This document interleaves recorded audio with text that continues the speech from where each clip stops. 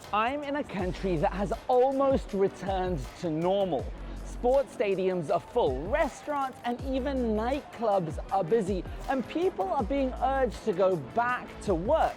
This country is Australia! Australia 1, COVID 0. I'm Yusuf Omar with NBCLX, and here's 10 tips the world can learn from Australia's response to COVID-19.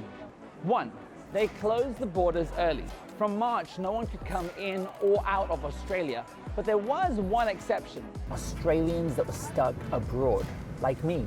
2. Domestic travel is limited, so when there's a COVID-19 case in one state, they often block that state off from the rest of the country. 3.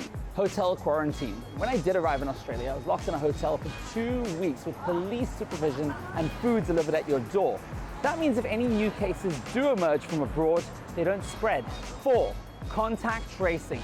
The government have hundreds of people that are basically like COVID detectives, and when somebody has the virus, it's their job to work out who they met and where they went. But how do they know who's traveling where? Well, they got a clever solution.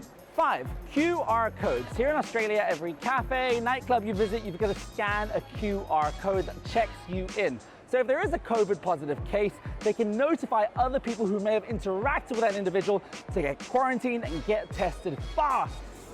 6. Australia does next level testing. In a population of just under 26 million people, they've done about 10 million tests. They've tested everyone: school kids, frontline workers, general workers, but they've taken it a step further. They've started testing the sewage system for COVID-19 so they can find traces of the virus in an entire population, and then they can react fast.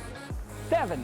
Innovation got accelerated. When COVID-19 hit, you could take a doctor's appointment on the phone instead of going in real life.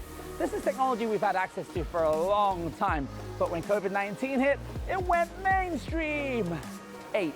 JobKeeper. The Australian government gave businesses billions of dollars to keep paying employees' salaries, so people felt safe to stay at home and social distance without fear of losing their jobs. 9.